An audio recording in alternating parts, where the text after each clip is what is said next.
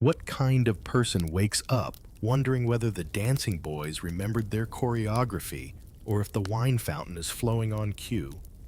Welcome to the real absurd and surprisingly stressful world of a Roman orgy planner. Tonight, you'll discover what it truly takes to orchestrate indulgence for the Roman elite, where fish sauce, sabotage, floral disasters, and toga politics are all part of the job. Imagine waking up in a villa outside Rome, the sun not quite risen, the walls still cool to the touch. You're wrapped in a thin, linen sheet, your ears catching the soft coo of doves roosting in the eaves.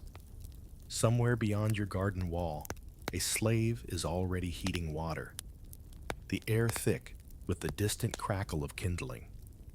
But your mind isn't on breakfast, it's on the senator's party tonight. And whether that amphora of imported myrrh oil ever got delivered. Before we dim the oil lamps and uncork the garum, go ahead and like this video and subscribe to the channel. Trust me, the next story might just involve a scandalous poet, a cursed statue, or a senator who mistook a goat for his ex-wife. Oh, and if you want to hear that story, drop a comment saying, "Bring me the goat," because history is never boring when it's told like this. Now dim the lights, maybe turn on a fan for that soft background hum, and let's ease into tonight's journey together. You blink away the remnants of a dream, something involving a misbehaving peacock and a collapsing couch, and swing your legs over the side of the bed. The mosaic tiles beneath your feet are cold in that oddly refreshing way that makes you feel rich and responsible. Today you are not just a humble Roman citizen. You are the orchestrator of pleasure, the mind behind the madness, the secret reason half the city's elite wake up confused and covered in flower petals. You stretch, cracking your back with a sigh, and glance at your to-do list etched onto a wax tablet in hurried Greek from last night. It's going to be one of those days. First on the list, send a runner to check if the dancing boys remembered their rehearsal. Second, confirm that the fish sauce delivery wasn't sabotaged by jealous rivals again. Last week's fiasco. The night of the spoiled garum still haunts your professional reputation. Breakfast is a hurried affair. A hunk of bread dipped in honeyed wine, a few dates, and the bitter chew of mint leaves to clear the palate. You pass through your atrium, where a house slave bows and hands you a fresh tunic, undyed, simple professional. You're not here to outshine the guests. You're the puppet master, not the puppet. Stepping outside, the morning sun is finally rising, casting long shadows over the garden statues. You spot your neighbor's tortoise, making its slow pilgrimage toward the same patch of basil it pillages daily. The serenity won't last. By mid-afternoon, your villa will be a flurry of hired help, stressed musicians, perfumers, experimenting with new concoctions, and at least one philosopher asking if he can just observe the vibes without participating. As you start your rounds, clipboard waxboard in hand, a passing courier thrusts a scroll into your fingers. You break the seal with practiced ease. It's from Senator Flavius Ensure. This evening's theme is elevated. No more cheap wine, and please, less poetry. Classic Flavius, still traumatized from the epic poetry slam incident of Saturnalia. You sigh and make a mental note, swap the moody epicist for that woman who juggles figs while quoting Plato. Classy, but still mildly absurd. Just the right tone.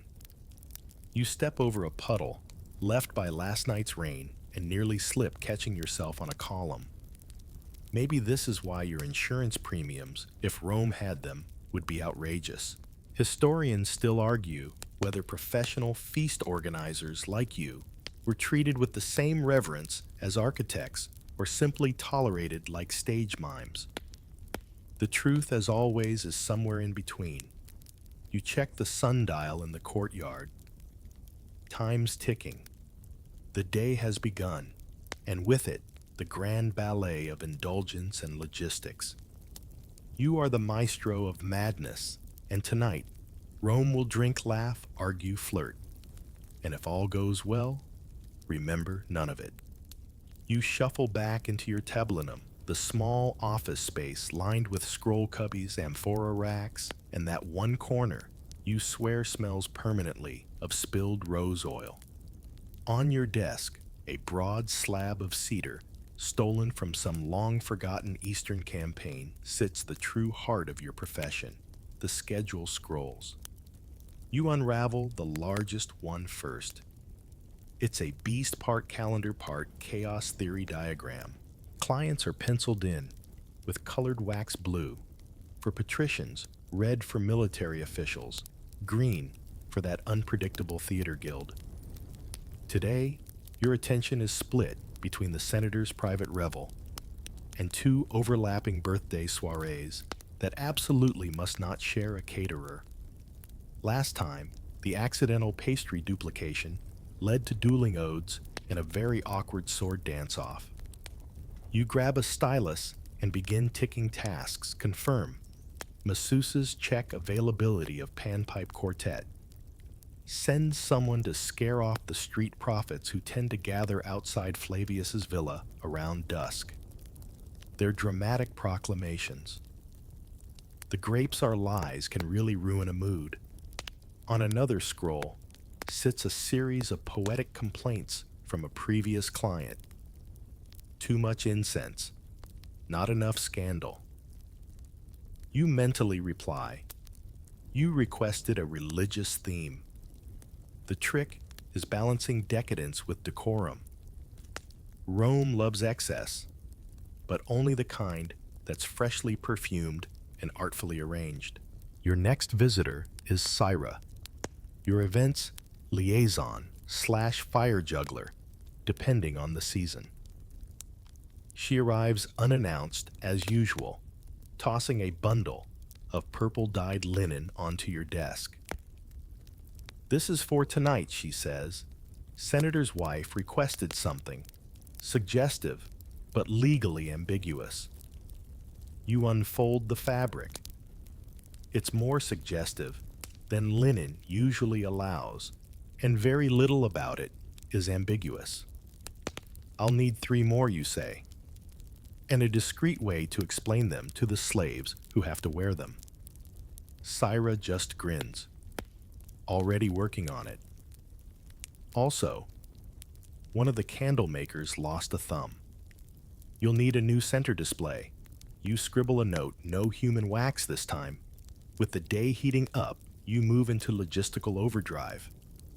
A runner arrives with a list of ingredients the kitchen still needs: coriander figs, fermented barley, and that sweet nut paste no one can name but everyone demands. You dispatch another runner to the Sabura district, where shady delicacies and even shadier vendors await. You glance at your sand timer. Mid-morning already. Time to check the lighting. You walk into your storeroom, a dark, cool space stacked with trays of beeswax tapers, sesame oil lamps, and a suspiciously large barrel marked "Do Not Shake." The lighting plan is critical.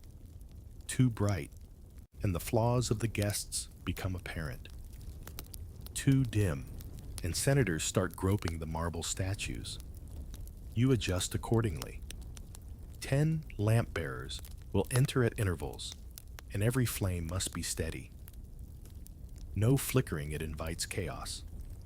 Historians still argue whether Romans actually used reflective metal panels to amplify candlelight, or if that's just something Apicius mentioned to impress people. You make a note to position mirrors anyway, just in case. Before stepping out, you run your hand along the edge of a low table piled with small carved wooden tokens. Each represents a client's preferred experience. Some feature dolphins, some grapes, some less publishable shapes. Your job is to match the right tokens with the right lounge area, the right set of musicians, the right vintage of wine. It's less a party than a personalized labyrinth. As you exit the office, you hear the distant crash of a lute and someone shouting about tunics. The day is warming, both literally and metaphorically.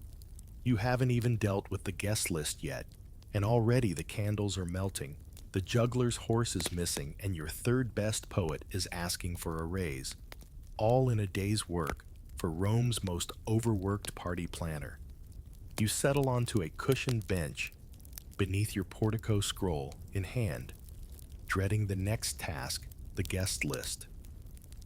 In the hierarchy of Roman party stressors, this one reigns supreme. Not because it's difficult, no, you've dealt with worse logistics, but because it's treacherous. You're not just managing RSVPs, you're balancing rivalries, love triangles, political ambitions, and the unshakable belief each guest holds that they must be seated within arm's reach of the best figs. You begin reading through the latest updates. Senator Flavius, obviously. His wife, her cousin, and her cousin's latest husband, who used to be her tutor. Flavius's friend, Lucius, is also attending, though he's recently insulted half of Rome by suggesting the Pontifex Maximus cheats at dice. Oh, and Marcus Terentius is bringing a foreign dignitary, an Alexandrian philosopher who thinks Rome smells like goat. Delicate, that one. You begin mapping out proximity zones, who can't sit near whom, who insists on reclining under the cypress tree, who brings their own flute player and refuses to use anyone else's. You sketch a triangle and begin scribbling guest codes. A G for gossip-prone, an H for heavy drinker, an F for flirts aggressively, sometimes even with the statuary. One wax tablet lists notable exclusions. You must remember that Hortensia the Younger is not to be invited after last year's fig wine incident, which allegedly involved someone's toga, someone's parrot, and a lawsuit that is still unresolved. You mark her name with a firm X. Your slave Titus arrives with a minor emergency. The local perfumer has sent the wrong batch of ambergris, and instead of a sea breeze of seduction, the scent is more rotting mackerel in a silk pouch. You order it buried near the fig trees, maybe it'll help them grow. Back to the list. You double-check political affiliations. Is anyone here secretly backing Gaius over Cassius in the latest Senate squabble? Because if so, you'd best not seat them next to each other unless you want a duel over olives. Historians still argue whether party seating ever triggered actual Senate reforms. You wouldn't be surprised. Next, the lovers. Oh, the lovers. You need to ensure that Lucilla doesn't catch sight of her ex's new flame, especially not during the erotic poetry segment. And Calvus, dear dramatic Calvus, will absolutely faint if that gladiator from his birthday reappears. You pencil in some screening drapery near the triclinium and instruct the staff to intercept any emotional collapses before they escalate to weeping or interpretive dance. And then there's the guest who insists on being announced in Greek Damaris of Rhodes. A charming woman, brilliant even, but she once gave a toast so long it delayed dessert by half an hour. Still, her hairdo alone is worth the chaos. You pause and rub your temples. No, you didn't expect to spend your career as a human chessboard. But here you are lining up senators, dancers, scribes, spice merchants, and philosophical dilettantes into a formation that won't implode before the second round of honeyed wine. You finalize the diagram with a satisfied nod. The guest list is a patchwork of egos, ambitions, old grudges, and fragrant distractions. But tonight, they will all mingle under your careful guidance. Assuming, of course, that no one brings a pet leopard again, you step out into the sunlight again. List tucked under your arm, and head toward your next stop site inspection. The venue for tonight's festivities isn't your villa too modest, too many nosy neighbors. No, this event calls for grandeur. Senator Flavius has rented a sprawling estate just outside the Esquiline Gate, complete with a courtyard garden, mosaic bathhouse, and his words, not yours, a vomitorium worthy of Etruscan gods. You arrive mid-morning. The estate is abuzz with early preparations. A pair of slaves scrub marble benches with vinegar, while another tries to polish a bronze fountain statue that, in your opinion, looks a little too smug. You walk the perimeter slowly, observing everything with a critical eye. First, the garden. It's lined with hedges trimmed into swans, one of them noticeably less swan-like than the others. You make a mental note to have it reshaped or surrounded by lanterns for distraction. The flowering vines are in full bloom, lavender jasmine, and something vaguely hostile looking. Perfect scent balance for when the air warms and starts carrying the aroma of grilled dates and toasted cumin. The dining area is being arranged in the peristyle. Low couches encircle several small tables, standard for a convivium. You test a cushion with your knee. Too lumpy.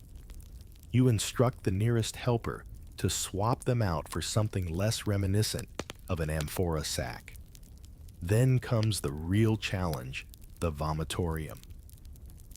A common misconception, even among Romans, is that these spaces were intended for post-gluttony relief. In truth, the word refers to a passageway in stadiums. But Flavius, like many nouveau riche senators with more coin than scholarship, insists on one being included. So here you are, staring at what is essentially a perfumed hallway, with reclining couches, citrus water, and a discreet curtain. You sigh and adjust the curtain. If the guests believe it's historical, who are you to argue historians still debate whether private parties actually featured these dedicated purge zones, or if that's just something Lucan made up to impress his patrons? You continue the tour. The bathhouse is nearly ready mosaics, gleaming steam gently curling up from the hypocaust system below. A worker slips past you, carrying bundles of fresh linen and an armful of rose petals. You stop him. Not the red ones, you say. They stain. You learned that the hard way during the spring bacchanal. Took 3 days to convince a Vestal virgin her toga wasn't cursed. The main atrium is your pride and anxiety. Tonight, it will be the first thing guests see, a place of sensory calibration. You direct an assistant to arrange the alabaster oil lamps in a staggered pattern to cast subtle flickers across the frescoes of Minerva and Pan. Make the light seductive, not spooky, you instruct. We want intrigue, not funerary vibes. You pause before a large stone bench with lion's feet. Flavius wants this to be the performance throne for the evening's poetry duel. You test its balance. It creaks. You sigh. A creaking throne invites scandal, or worse, an impromptu limerick battle. You summon a carpenter and tell him to reinforce it immediately. As you wrap up the inspection, a minor panic breaks out. A hired harpist has arrived early drunk and without his harp. You direct him to the bathhouse for sobering up and summon a backup musician just in case. These things happen. What matters is that guests never see the panic. You take a final walk through the space. The sun is rising higher now, casting golden arcs across the marble tiles. Soon, this quiet estate will be filled with laughter, flirtation, flung grapes, whispered deals, and exaggerated sighs of ecstasy or boredom. That part's up to you. You jot down a few final notes on your wax tablet. Add lemon peel to fountain. Hide the peacock eggs. Move pan statue away from triclinium too intense. Venue checked. Mood shaping up. All that's left now is deciding which level of absurdity tonight should aim for. By midday, you're back in your quarters, pacing between amphorae of props and bolts of fabric. The question on your mind is one that has plagued Roman party planners since the early Republic. What's tonight's theme? Flavius has provided only the vaguest instruction. Something tasteful, but extravagant. Maybe Dionysus. Or the Greeks. Or both. Which of course is no help at all. You sit on the edge of a crate labeled Sea Beast. Masks do not open near children, and consider your options. Dionysian rapture has appeal. It's classic. Chaotic, guaranteed to rouse enthusiasm and questionable dancing. It means grapevines, satyr masks, and a small chorus of flautists pretending to be drunk. But you've done it 3 times this season alone. And Flavius's wife still won't speak to you after the last one, when a dancer mistook her lap for a wine bowl. Then there's Greek theater revival. More refined, more cerebral. Toga's tragic masks, symbolic fig arrangements. But it risks being too dry, unless you throw in a surprise minotaur, or an impromptu reenactment of the Iliad's sauciest footnotes. You call for Syrah. She arrives juggling 2 ceramic phalluses and a tiara made of olives. Greek Dionysian or chaos, you ask. Chaos, she replies, placing the tiara delicately on your head. Always chaos. Decision made, you blend the themes. You call it the Bacchic Symposium, equal parts intellectual pretense and flirtatious revelry. You begin making a list of what it requires. First, props. You unroll the inventory scroll. Satyr horns, check. Laurel wreaths, check. Fainting couch with swan motif, check. But one leg is suspiciously shorter than the others. You'll have it stabilized. Next, stage elements. You mark off a corner of the atrium for philosophical reenactments, essentially drunk guests shouting misquoted Aristotle. You'll need 1 tunic with detachable sleeves for dramatic effect, and at least 1 person dressed as an amphora. You dispatch Titus to fetch the mystery box from the storeroom. It contains odds and ends from previous events. Peacock fans, jars of purple glitter, a particularly realistic fake boar head, anything to surprise the senses and distract from the average wine quality. For ambiance, you decide to play with color. Indigo hangings on one side of the courtyard, saffron on the other. One symbolizes Dionysian frenzy, the other, Apollonian order. You predict it'll be misinterpreted within minutes, but at least it photographs well, assuming someone remembers to sketch the event for posterity. A fresh tablet arrives from the costume supplier. Apparently, there's a shortage of male tunics with adjustable draping. You write back, use the female ones. Scandal is half the goal. You pass the storeroom again and glance inside. It's starting to look like a mythical bazaar. Feathered masks dangle from hooks, golden sandals rest atop a crate labeled, "Do not eat again." And someone, probably Syra, has strung flower garlands into a chain, long enough to hang from the pergola to the laurel tree. You pause, breathing in the strange scent of rose oil, beeswax, and faint anxiety. The themes are settled, the props underway, and the party for now feels real. You allow yourself a rare moment of pride. You are not just coordinating entertainment, you are conjuring a world, a brief, glittering illusion in which Rome forgets its politics, debts, wars, and bad poetry, and instead become, if only for a few hours, divinely absurd. Historians still argue whether such thematic revelry ever influenced actual political discourse or religious practice.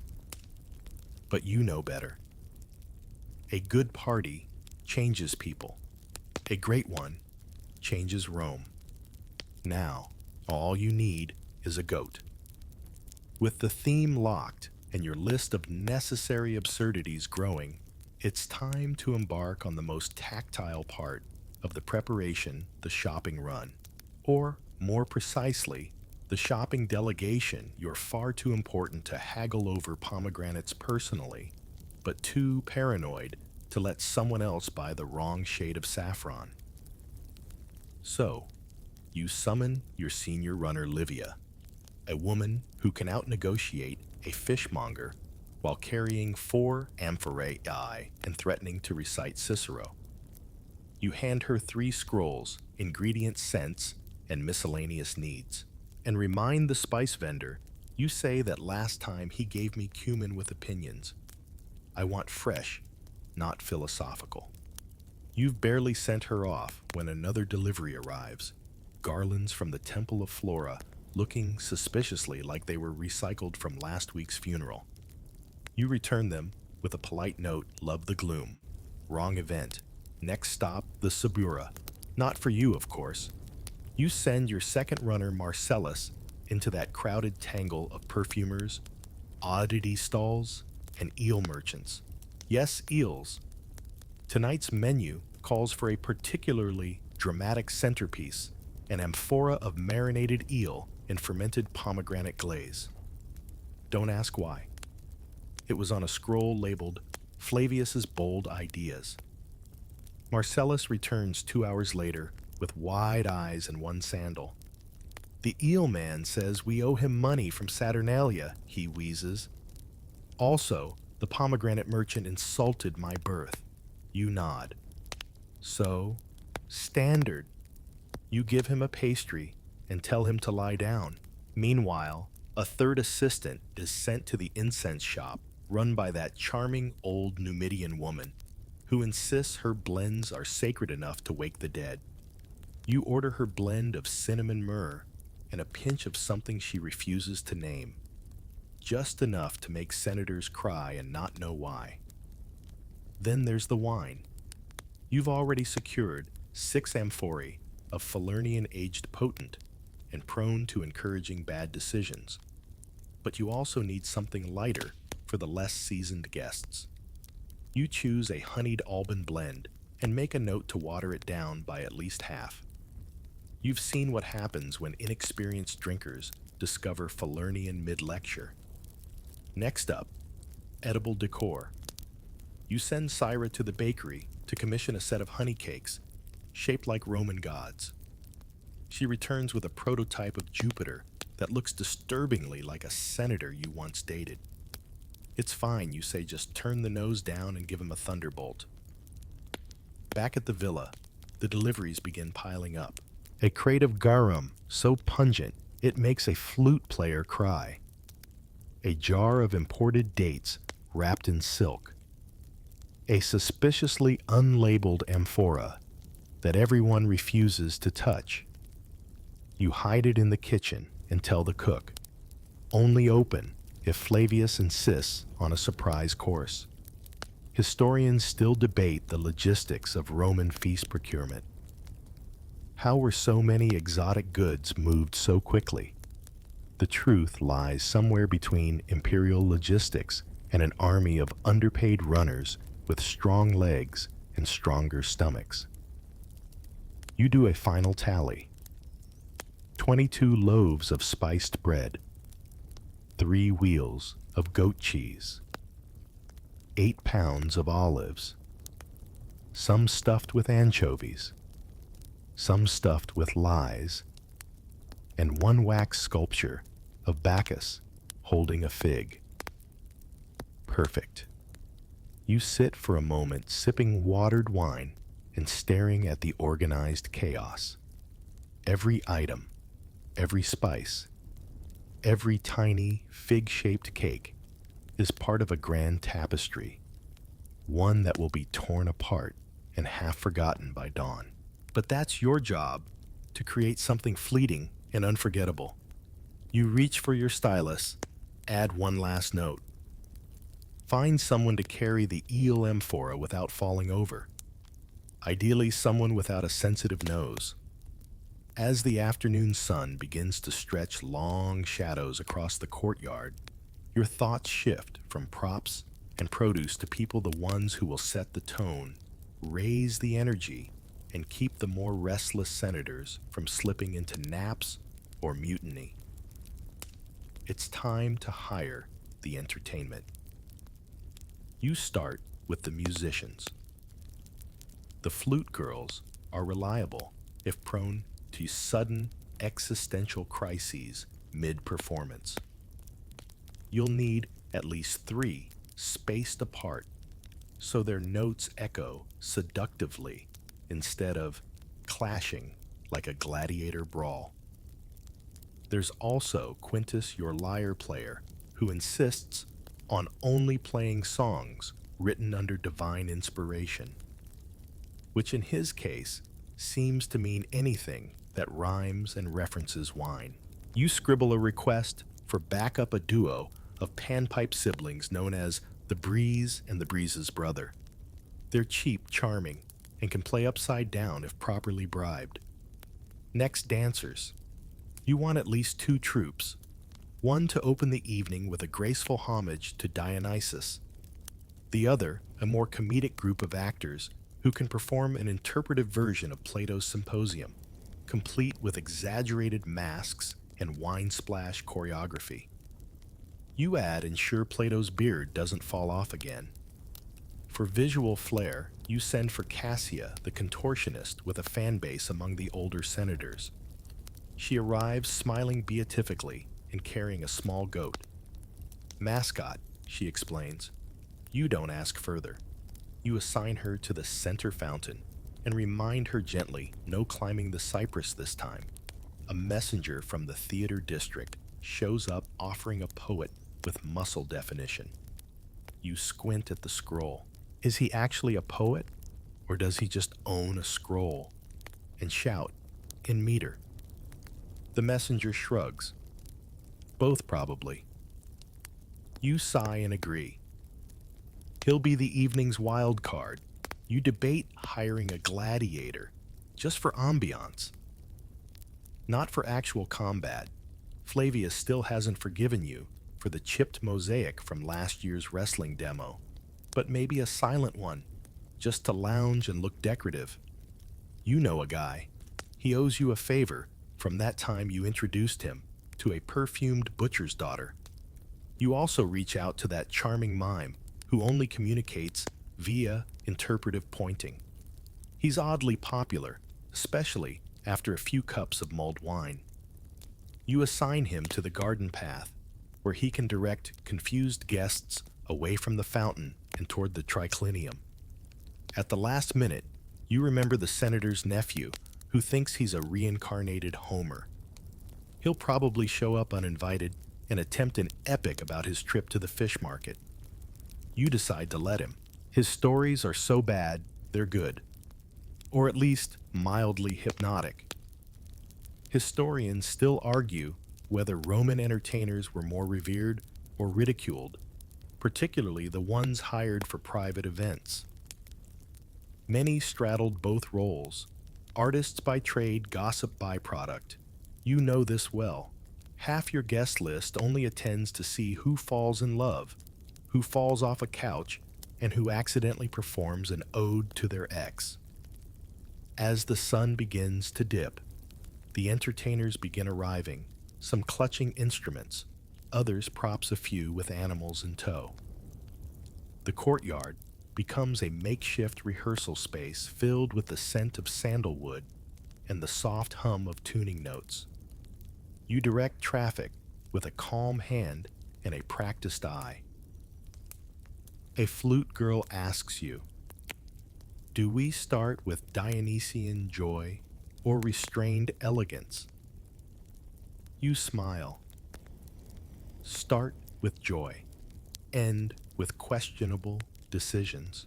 With the performers arriving and your storage rooms beginning to resemble a divine comedy in 4 acts, you turn your attention to the most delicate art in your entire profession, crafting the mood. Not just setting it, no, that would be too simple. You engineer it like an architect of intoxicated ambiance. First scent. You've chosen the ambergris blend as the base. Now you must layer it with other aromatic accents. You order trays of rosemary sprigs placed near doorways. Shallow bowls of rosewater under the couches and fine crushed myrrh tucked inside the hanging drapery. It's a careful dance of fragrance, not an olfactory siege. Then comes light. You instruct the lamp slaves, each armed with beeswax tapers and oil dishes, to begin placing illumination in crescents and spirals. No harsh corners. Shadows must dance just enough to make everyone feel slightly more attractive than they are. You place special attention on the dining area, 3 levels of flickering light from bronze sconces set low to highlight cheekbones and wine cups. And then the sound. You test the acoustics by clapping your hands in various parts of the atrium in peristyle. A good echo means good laughter. A bad one makes every joke sound like a funeral sermon. You rearrange the lyre corner by 2 pillars and order the chorus to warm up in a low hum. Not actual song, just the suggestion of one. Music must feel like memory, not performance. You pause to consider airflow. A trivial detail, you think absolutely not. You station 2 fan slaves in strategic locations and double-check the pathways of wind through the pergolas. The last thing you want is a senator sweating through his tunic before the fish course. You also move 1 fountain slightly to the left. Why? Because you can, and because the light hits the water better that way. One of your assistants asks you whether the drinking horns should be chilled with snow from the mountains or cooled in well water. Mountain snow, you say.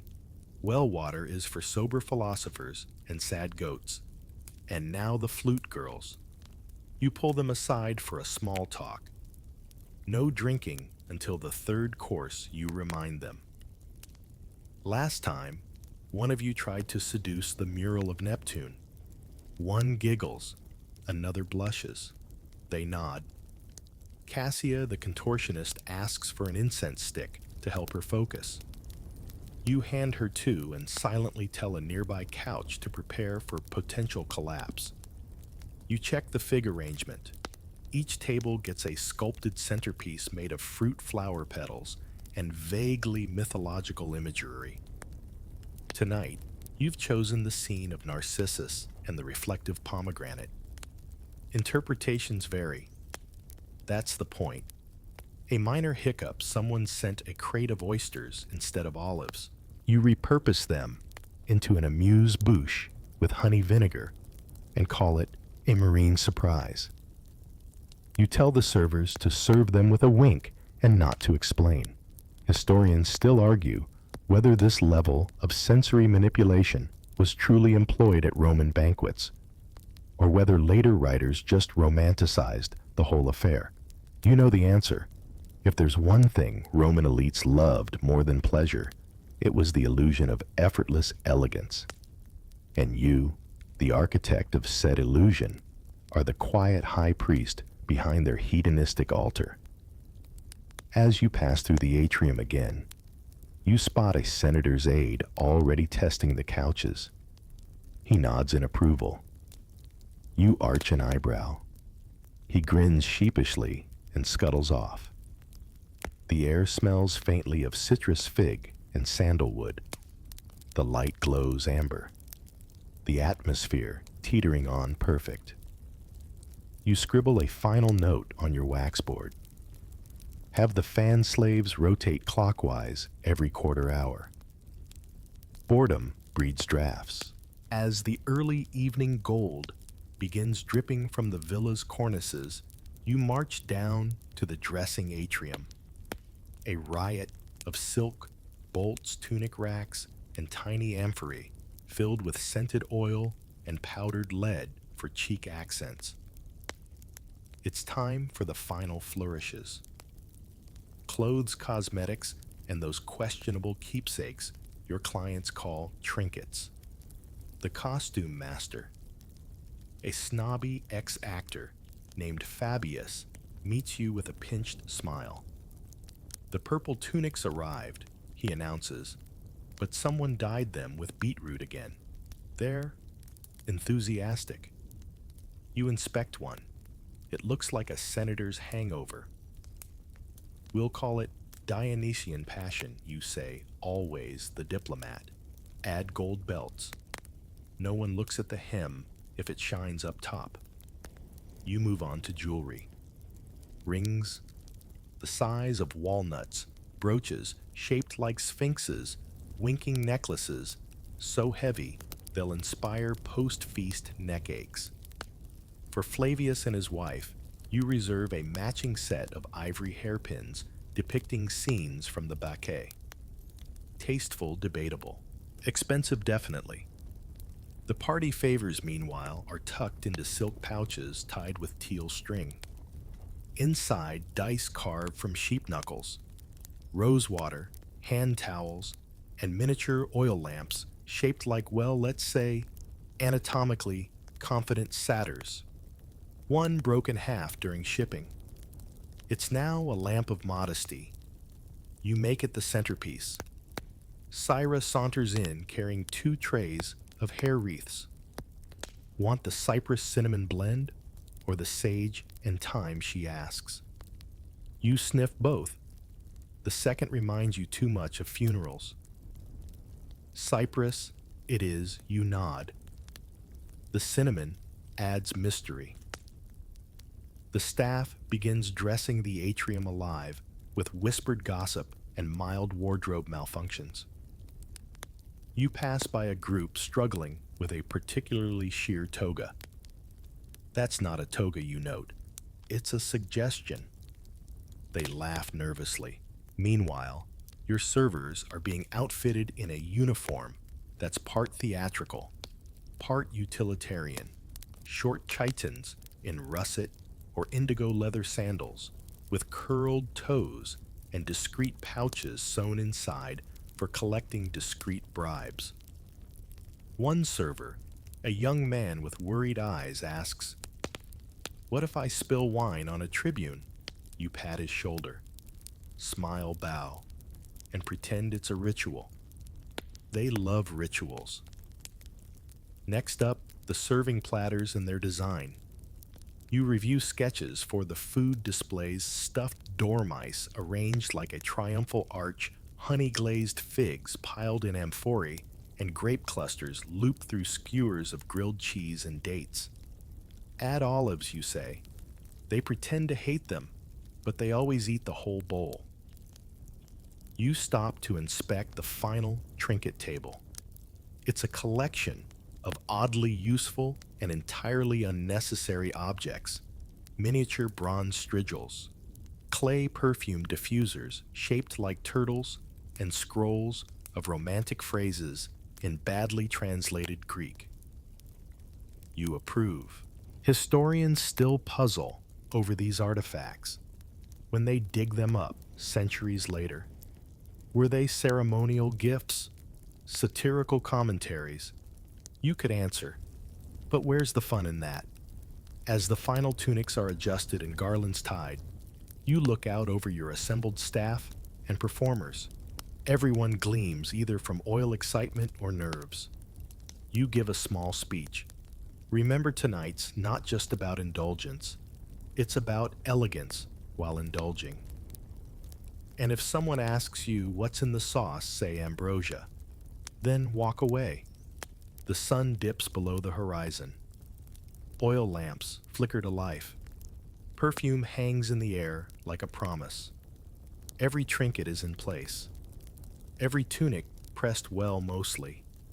And for a fleeting moment, Rome is ready to surrender to pleasure, guided by your invisible hand. You retreat briefly to a quiet corner of the villa, if such a place still exists, and summon the last group of the evening's essential personnel, the slaves. Not just any household slaves, but a hand-picked team trained for event flow scandal, avoidance, and wine-level equilibrium. They file in silently, eyes alert, garb crisp. You nod approvingly. Tonight, they are the spine of the party. Without them, it collapses into spilled garum and political fistfights. You unroll your wax tablet and begin the briefing. All right, here's how this works. Marcus and Livia, your wine service. Never let a goblet empty, but never let it spill either. If someone wants more, then they should offer food. If they insist, nod, smile, and then serve water in a wine cup. Livia raises an eyebrow. That again? Yes, you say, especially Flavius's cousin. He thinks he's descended from Bacchus. He isn't. You turn to the others. Tertia and Calvus, your breeze duty. Light fan rotation, anti-sweat patrol. If someone looks flushed, cool them. If someone looks too flushed, quietly signal a philosopher. The staff laughs gently. They've been here before. Quintus, your distraction lead. If the praetor corners a poet again and starts quoting Virgil, it's your job to spill something near them, gently, or start a minor curtain fire, your discretion. Quintus bows. I'll bring the safe oil. And remember, the guest zones you continue. This half is for the quieter ones. Think wistful sighs and food poetry. The other half, Dionysian dancers, loud laughter, someone will probably lose a sandal. Keep them apart. If they start mingling, assign a musician to create a romantic interlude. You gesture to the eastern garden. That is not a private area, no matter what Lucilla says. If anyone asks where the secret fig grove is, direct them to the statue of Mercury and let them make their own decisions. One of the younger slaves raises a hand. What about the goat? You glance at your notes. Cassia's goat. It's trained, I think. Don't let it near the olives, or the lyres, or Lucilla. You hand out final assignments. Towel runners, incense stewards, plate retrieval specialists. Everyone has a role, and every role has one goal illusion. The illusion of ease, of excess of divine indulgence, choreographed by fate itself, not by a half-sleep-deprived logistics wizard in a tunic. Historians still argue about the role of domestic staff in Roman elite social life. Were they invisible, revered exploited artists of efficiency? The answer, of course, is yes. But here tonight, they are your orchestra, tuned, rehearsed, and ready to play. You finish the briefing with a deep breath. One last thing. If you hear anyone say, "This feels like a dream," congratulations. That's your cue to smile. You made the dream. They nod as one and disperse, slipping back into the shadows and passageways. Their steps are silent, their presence invisible. But in just a short while, they'll be everywhere, filling goblets, dabbing brows, redirecting wandering hands, and faking laughter at mediocre puns. You glance at the sundial outside. The hour approaches. From here on out, the planning ends. The performance begins. You've done all you can. The garlands are hung, the olives polished, yes, polished, and the musicians are rehearsing a soft, haunting prelude near the fountain. The sun has dipped below the rooftops, leaving the sky in a pale amber blush. You retreat to your private chamber just for a moment, just long enough to breathe. Your assistant Titus is already there, laying out your evening attire. Nothing showy. A simple white tunic cinched with a dark violet belt, sandals polished to a soft gleam, and your favorite bronze fibula, a subtle mark of authority, not excess. You're the architect, not the main attraction. You rinse your face in a ceramic basin of rose water. Then anoint your wrists with saffron oil.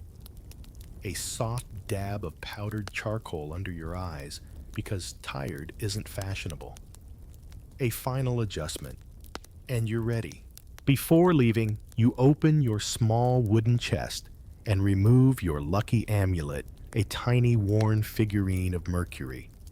You loop it onto the thong around your ankle, hidden beneath your tunic. A personal superstition, maybe, but every planner has one. Yours just happens to involve the god of messages, commerce, and not tripping in front of senators. You take a moment to sip a cup of watered posca. Nothing fancy, just enough to calm the nerves. You glance at your reflection in a bronze mirror. Calm eyes, subtle scent, and only the faintest twitch of anticipation in your jaw. You've done harder nights, but never one quite like this. Outside the villa hums like a waiting instrument. The guests will arrive soon, wrapped in silks and expectations. The slaves are in position. The air carries a scent of warm fig and pine resin. Someone is laughing too loudly already, promising. You step out into the main corridor and make your way toward the atrium. You pass a pair of performers testing their masks, one of them practicing what you assume is a drunken philosopher impression. "Time is a wheel," he shouts, "and I am the great beneath it." You nod approvingly. Syra meets you near the garden gate, dressed in an elaborate saffron gown with grapevine embroidery. She hands you a scroll. "Revised seating," she whispers. "Lucilla brought a friend." "Gods help us," you murmur. Is it the poet again? No worse. It's the mime. You inhale slowly. We adapt. You both walk the final stretch toward the main entrance, where the first slaves have already lit the border torches and the pathway glows with a welcoming fire. The first guests will be here any moment. And when they arrive, you'll greet them with a smile, a nod, and a series of practiced improvisations. Historians still debate what the role of an elite party planner actually entailed in Rome. Was it mere logistics? Was it performance? Was it subtle politics, wrapped in flower garlands and fig wine? Tonight, you don't care. Tonight, you are the calm in the chaos. The hand that pulls back the curtain and signals the spectacle to begin. And if the goat does anything too dramatic, You already have an excuse prepared. The gates part with a solemn creak, and the first wave of guests flows in like perfumed tidewater. You're there to meet them off to the side, not center stage, welcoming with just the right mix of grace and selective memory. You remember names, lovers, rivalries, and dietary restrictions like a high priest of controlled chaos. Senator Flavius arrives first, his toga so starched it could injure someone. He flashes you a grin and says, "Let's not have any poetry tonight, eh?" You bow slightly and reply, "Only if none of your friends bring their opinions." He laughs. You don't. Behind him comes Lucilla, her hair a minor architectural feat, flanked by the aforementioned mime. He wears a single sandal, 3 peacock feathers, and nothing else above the waist. You nod in greeting and whisper to your staff, "No cheese plate near the mime." The air fills quickly with the sounds of flutes, soft laughter, sandals on tile. Guests pour into the atrium, shedding outer cloaks, admiring the rose petals in the fountain, pretending they don't notice who's avoiding whom. You float through the space, adjusting as you go. One server is pouring too quickly corrected. One guest is trying to take 2 couches redirected. Someone's already quoting Ovid, strategically handed a mouthful of dates. The musicians strike up a playful tune, and you signal the first wave of entertainers. Dancers swirl through the garden path like leaves in a libation-scented breeze. From behind a curtain, the poet with biceps emerges and begins to declaim something about the moon and thighs. A ripple of amusement spreads through the crowd. Nailed it. Then the wine begins to truly flow. A trio of guests argue over olive varieties near the mosaic of Neptune. You step in. "Gentlemen, may I recommend the imported blend? One was rolled here, from Brundisium, under moonlight." It's a lie. They nod reverently and begin snacking. A commotion breaks out near the fig table. Someone's knocked it over a platter, trying to imitate a satyr's dance.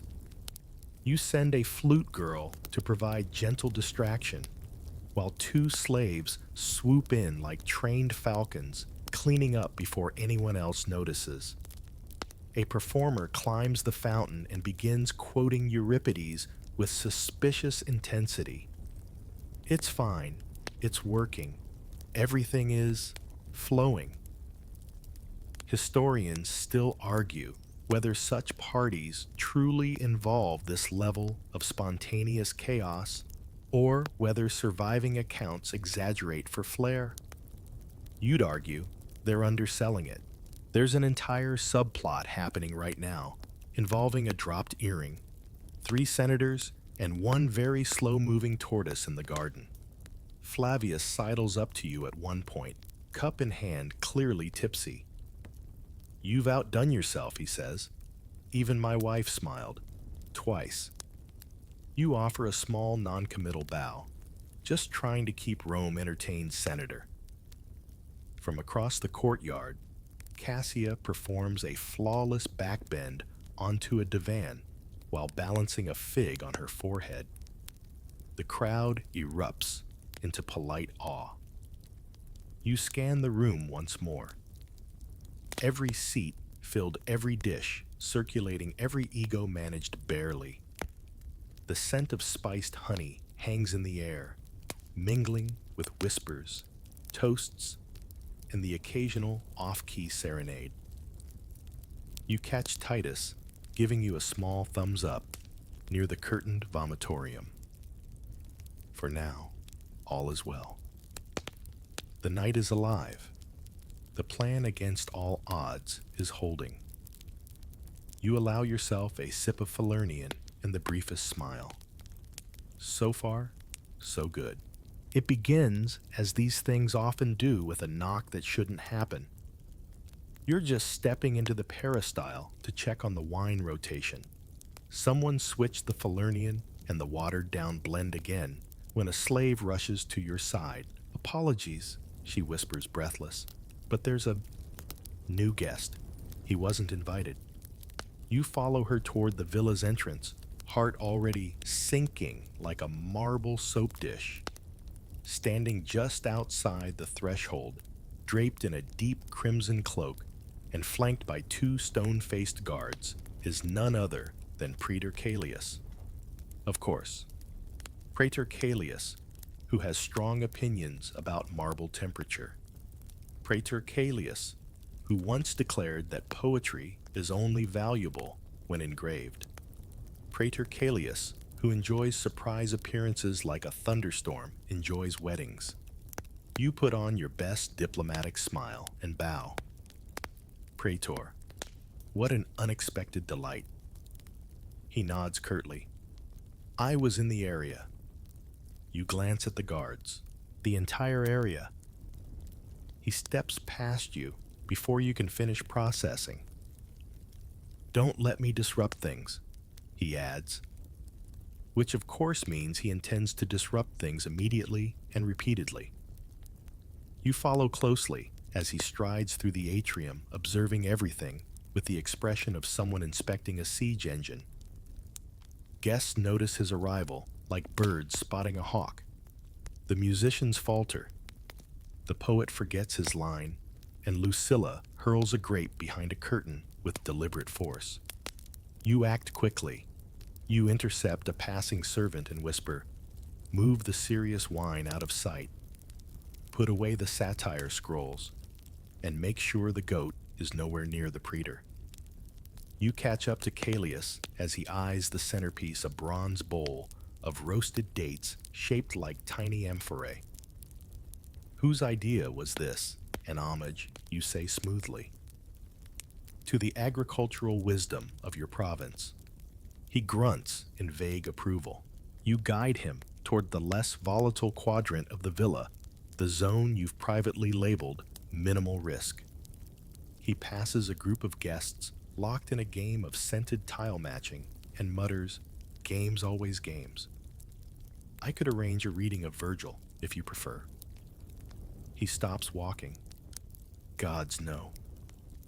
You move him toward a large couch and signal two servers pour, slowly avoid eye contact, and if he starts talking about tariffs, introduce a performer.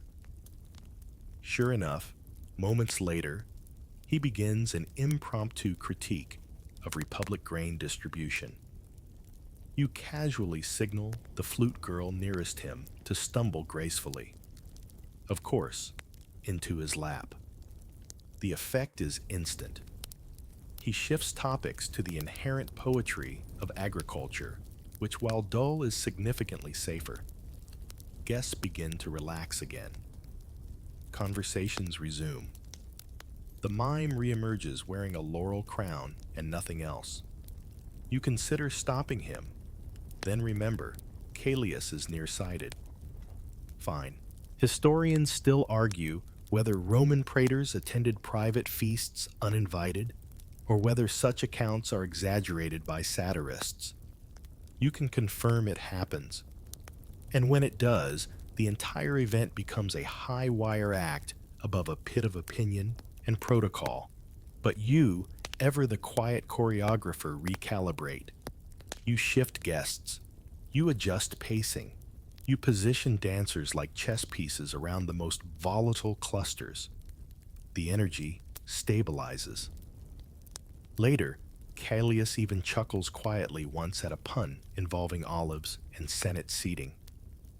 You mark the moment in your memory like a solar eclipse. You never planned for this, but you planned for everything else. And that somehow was enough. It's past midnight now, though time in Rome's upper circles is more of a suggestion than a boundary. The party, like a seasoned gladiator, shows no signs of surrender. Yet, in the hidden corridors, behind the draped linen and murmuring fountains, you and your staff begin the unglamorous final act containment. You start in the garden. A pair of guests are whispering near the laurel tree, their goblets long empty, their secrets louder than they think. You glide past, smiling, and signal a nearby server. 2 fresh drinks, 1 tray of honey cakes, and a carefully timed flute solo later, and they've drifted back toward the main atrium, forgetting whatever minor scandal was fermenting. Then cleanup triage. A guest has passed out on the wrong couch, clutching a fan and one of the poet's sandals. You make a quick note to attribute the fan to artistic repurposing and the sandal to symbolic expression. The couch. It's sacrificed to history. In the east hallway, a dancer is arguing with a senator about whether the goat winked at him. It did, she insists. On beat. You nod, offer a slice of date cake to both, and usher them into the music alcove where debate becomes duet. The mime is asleep, finally curled beneath the statue of Mercury in a perfect spiral of limbs and indifference. You drape a blanket over him. Someone's sure to sketch that. The evening's final course, a tray of candied nuts sculpted into miniature busts of Cicero, has been mostly eaten or pocketed. One has been mistaken for a real statue and offered a toast. You retrieve it gently. You make your way to the back kitchen, where the slaves are cycling through trays, drying goblets, and whispering battle stories from the night. You thank them each in turn. Gratitude might not be Roman custom, but your team isn't just decoration. They're the reason the mosaic tiles aren't currently stained with Falernian and regret. You pause near the vomitorium curtain. Not a single guest has used it, which is both a victory and a small miracle. Behind it, someone is humming. Cassia, probably. You let her have her moment. Back in the atrium, Flavius stumbles over to you, wine-soaked and grinning. Marvelous. Simply divine, he slurs. Was there a theme I don't remember? But I liked it. You bow. We called it Bacchic Symposium, though I think we may have also summoned Eros and a small satyr rebellion. He laughs, slaps your shoulder, and promptly walks into a potted fig tree. You check your wax tablet. Every major moment planned happened. Every unplanned moment handled. The goat was only mildly disruptive. No actual duels occurred, and even the praetor left early, muttering something about the soothing power of olives. Historians still debate how these events were cleaned up. Did slaves do it alone? Did staff sneak in at dawn? You know the answer. It begins now. You hand out the final task assignments: silverware polish, laurel sweep, fig salvage, and then walk toward the storeroom where fruit baskets await. Each one is a carefully packed bribe disguised as generosity, destined for the homes of tonight's most influential guests. A token of Flavius's appreciation, they'll read. You tuck in a few extra sweetmeats for the ones who spilled secrets along with their wine.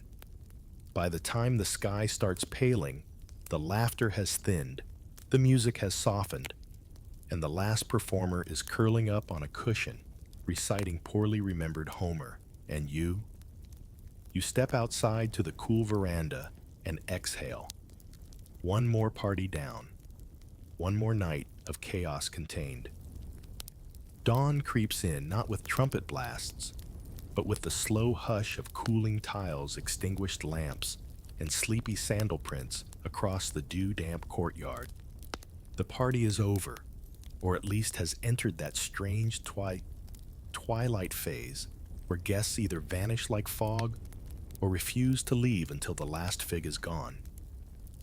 You're still standing, albeit slightly crooked, sipping tepid mint water and watching the horizon stain itself gold. It's the part of the night or morning when memory becomes murky and logistics give way to cleanup and cover stories. You pass through the atrium once more. There's a peacock feather in a goblet, half a sandal lodged beneath the couch, and a wax tablet someone used as a plate. All of it, you note silently, is within acceptable post-party parameters. The sleeping mime stirs, briefly lifts a hand in solemn salute, and rolls over. In the triclinium, one guest is still reclined, eyes half-lidded, mumbling something about Pythagoras and pickled eels. You cover him with a linen shawl and whisper, "May your dreams have fewer triangles." Time for post-event diplomacy. You quietly direct two slaves to deliver baskets, one to the praetor with figs, not a word one to Lucilla, with no figs per her strict anti-fruit sentiments, and one to the temple priest, whose statue may or may not have been serenaded at midnight. Then comes the brief but vital moment of scandal inventory. You sit with Syra at the side bench, both of you now in sleep-creased tunics, reviewing the night's items of interest. 3 mild spats, she says. 1 olive thrown. 1 goat escape recontained. 1 fountain incident, poet, again. No injuries, only reputational. You nod. Perfect. You dispatch 2 runners with verbal reports, 1 to Flavius, 1 to his wife. Each will receive slightly different versions of the same night, curated for flattery and plausible deniability. A guest stumbles past holding an amphora he didn't arrive with. You let it go. Souvenirs build loyalty.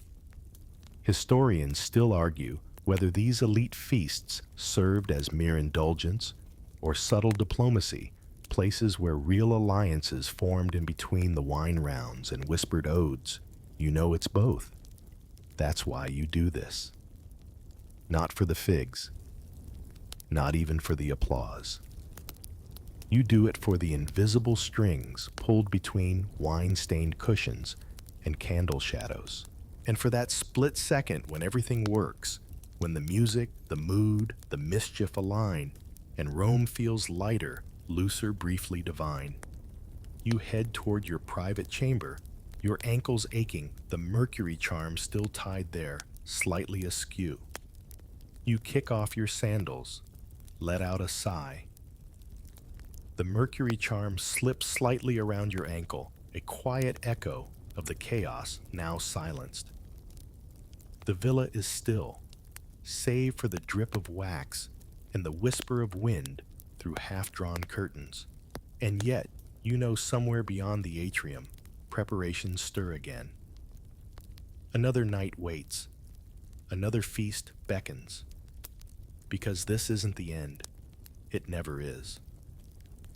Tonight we slip past a velvet-curtained atrium into a Roman villa, heavy with the scent of rosewater and roasted quail. Gilded torches flicker against frescoed walls, and laughter spills through the air like spilled wine. You're not just a guest.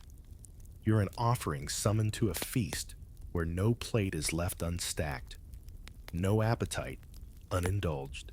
Just try to keep up, because you probably won't survive this dinner. So before you get comfortable, take a moment to like the video and subscribe, but only if you genuinely enjoy what I do here. And while we set the table, let me know where you're listening from and what time it is. Now, dim the lights. Maybe turn on a fan for that soft background hum, and let's ease into tonight's journey together. You begin by trailing behind a wine-soaked poet past a marble fountain carved with dolphins. The courtyard opens to a triclinium, an open-air dining hall, and already you're questioning your decision to wear sandals. The mosaic floor, inlaid with glassy tesserae, glitters beneath your feet like the belly of a jeweled serpent. Couches line the edges, draped in saffron-dyed linens positioned for reclining rather than sitting. Yes, Romans dined lying down because comfort was a birthright of the decadent. You notice the servers, young, perfumed, and silent, placing platters that steam like breath on a cold morning.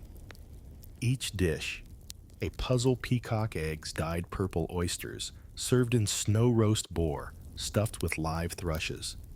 The aromas are impossible, fermented fish sauce. Garum wafts through the sweetness of honey-glazed lotus roots. A mild swirl of nausea meets curiosity. This isn't just dinner. This is pageantry. The man orchestrating all this doesn't announce himself. But you just know. That's Apicius reclining on the ivory chaise near the head fountain, his toga stained just slightly with wine. He doesn't need an introduction. The food speaks for him, every course a flex of wealth and knowledge. You catch his eyes flicking across the table like a general counting troops. Historians still argue whether he was born into wealth or clawed his way up through flavor and flair. But one thing's certain: Apicius made food into theater. You glance down the table. Senators laugh too hard. Dancers twirl between courses, balancing amphorae on their heads. Someone recites Homer in falsetto, apparently part of the entertainment. You spot a dish that looks like a hedgehog, but smells like cinnamon. Don't ask. Just eat it. You're in Apicius's world now. And in this world, every bite is loaded with politics, seduction, and a not-so-subtle jab at austerity. While the empire struggles with border wars and grain shortages here in this candlelit marble sanctum, the elite recline and gorge. It's not hunger that drives these feasts. It's boredom. Or perhaps fear of irrelevance. A platter arrives with a pig that appears whole until Apicius claps once and a servant slices it open to reveal sausages stuffed inside its belly. A sow pregnant with delicacies, someone quips. Laughter erupts. You pretend to get the joke. The evening drips forward wine mixing with figs and fables. You're offered a chilled melon slice in midwinter, imported from the Nile, nestled in snow, carted from the Alps. You blink stunned. Romans invented snow cones before they had forks. One guest leans in and whispers, "Tomorrow he's serving giraffe." You believe it. The next morning's light doesn't so much rise as seep reluctantly through the linen blinds of your guest room. You wake groggy, your stomach somewhere between euphoria and revolt.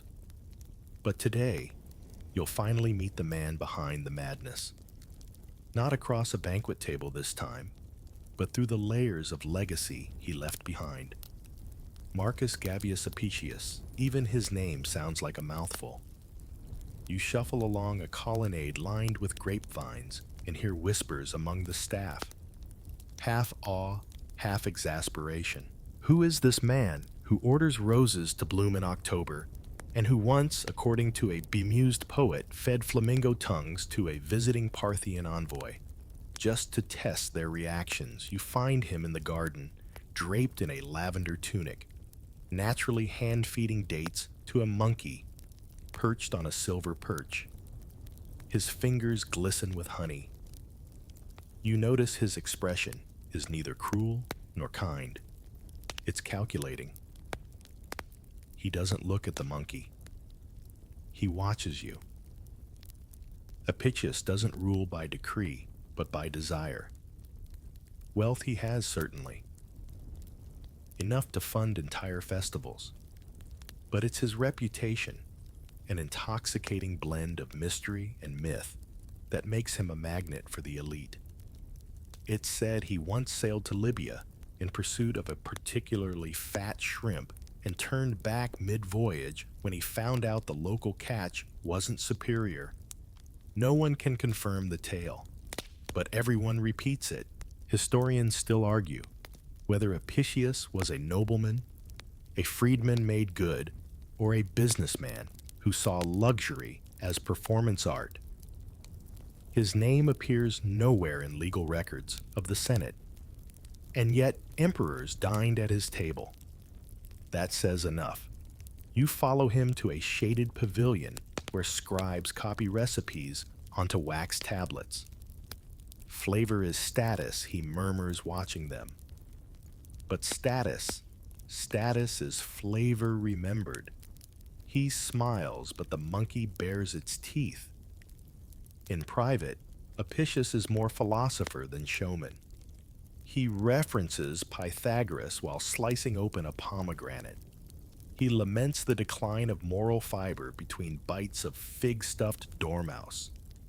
You realize he doesn't just crave opulence, he's curating a life that outlives his body. And in some ways, it worked. His very name, Apicius, would eventually become shorthand for culinary indulgence, like Caesar for power or Herod for tyranny. Later cookbooks would be titled De Re Coquinaria Apici, whether he wrote them or not. He gestures to a giant bronze pot near the fire pit. Inside simmers a broth made from wild boar, honey garum, and poppy seeds. It smells disturbing. Tonight's surprise, he says, eyes glinting. You're not sure if he means the dish or your reaction. A servant approaches with a fresh scroll. Apicius waves him away. Not now, he says. I'm designing a salad that causes dreams. You blink. He's serious. There's a kind of mania beneath the silk robes. A genius, yes, but not one grounded in restraint. He's generous to his staff, especially the cooks, many of whom were once enslaved and now earn stipends unheard of in Roman households.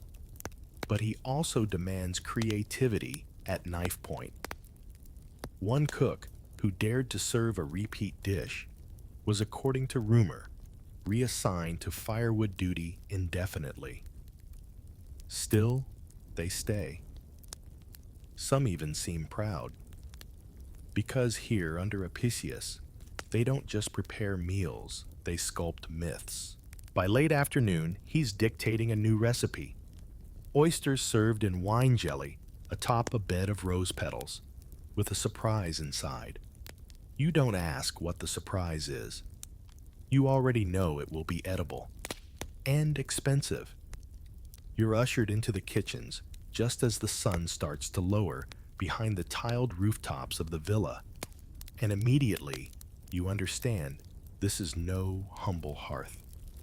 This is Command Central, the nerve cluster of Apicius's culinary empire. The heat is enormous. Bronze pans clatter. The air is thick with wood smoke and boiled vinegar. Spices hang in the air like invisible veils, cinnamon, cumin, myrrh. A boy, barely taller than the ladle he carries, pours a syrupy liquid over something jiggling in a glass bowl. The cook next to him fans roasted eel with a palm frond to enhance aroma. Every movement here is deliberate, controlled chaos, and always a whisper of extravagance. You're introduced to a chef named Gallus. His hands are stained with saffron. He doesn't look up when he says, the master invented foie gras before anyone else. He'd stuff figs into a goose until its liver swelled like pride. You try not to picture the goose. In another corner, a slave grinds pine nuts with honey. Dessert paste, she murmurs, eyes darting to a tray of candied olives shaped like miniature gladiators. Even sweet things must perform. And then there's garum. Ah, garum, the fish sauce of the Roman world. It simmers here, In enormous clay vats, salted fish innards left to ferment beneath the sun for weeks until they become a golden liquid that smells like death and tastes like glory. Apicius doesn't just use garum, he reimagines it. There's a version mixed with figs, one with sea urchin roe, one fermented underground for precisely 73 days. Historians still argue whether Apicius actually authored any recipes himself or simply patronized those who did. The cookbook, attributed to him, De Re Coquinaria, contains hundreds of instructions that are both mystifying and oddly casual. Boil the flamingo. Add dill. No quantities, no times. Just confidence. And an assumption that you'll know what flamingo should taste like. Gallus leans in. He once ordered ice to be imported from the Alps in late spring, just to chill melon seeds before planting them. Said it shocked the flavor awake. You can't tell if he's mocking his employer or just impressed. There's something ritualistic about this kitchen. Dishes are composed, not cooked. You watch a team of 3 assemble a course that involves grape leaves, crab claws, and edible gold. Why gold? Because it doesn't taste like anything. That's the point. One platter catches your eye, a whole fish baked in clay and served intact eyes replaced with pearls. It's not for taste. It's for gasp value. Despite all this madness, there's innovation here too. Apicius encouraged methods that would echo for centuries. Marination, to preserve meat sugar syrups, to disguise rot wine reductions that wouldn't seem out of place in a modern bistro. You realize he's not just feeding bodies, he's feeding fascination. Near the hearth, someone pours honey over flaming nuts. Another sprinkles rose petals atop a turtle stew.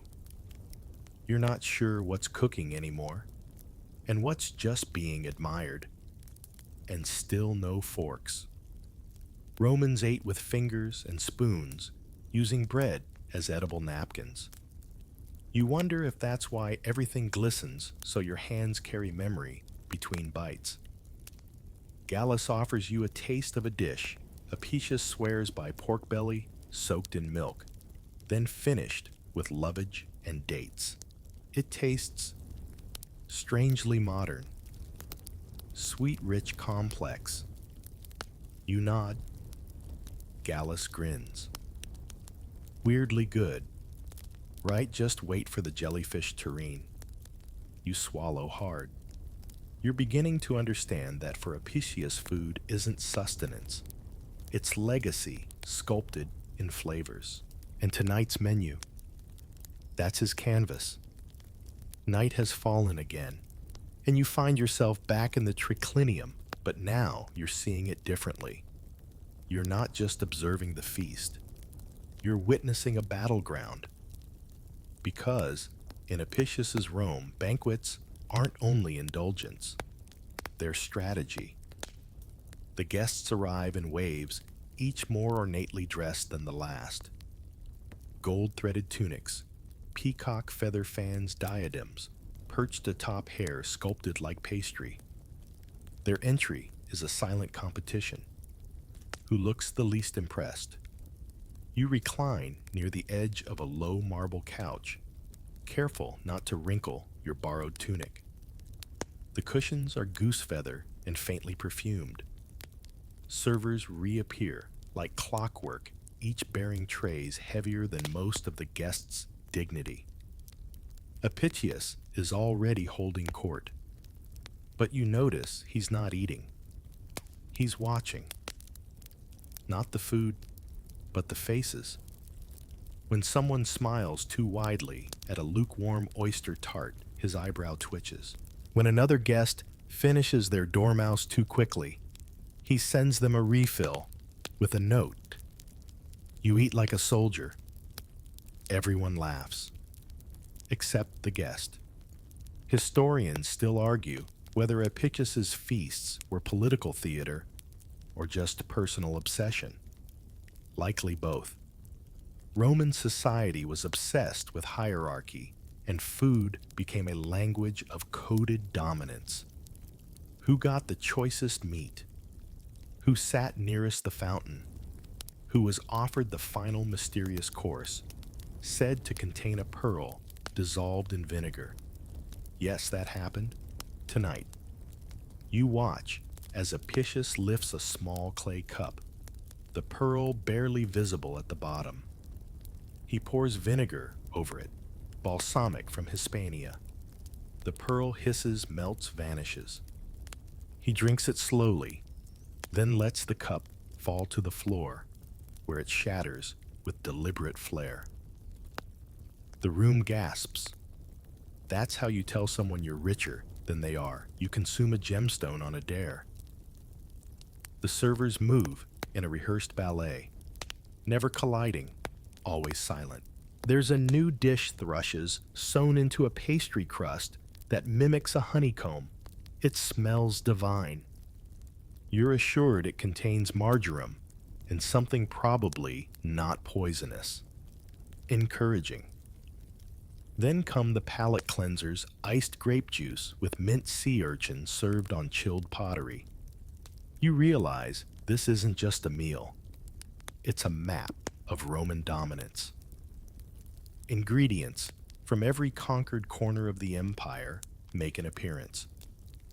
It's edible empire building. The conversations swirl like smoke. Senators speak in veiled threats. A poet improvises odes to sausages. A philosopher in the corner debates whether eating a peacock is a moral act or merely a luxurious one.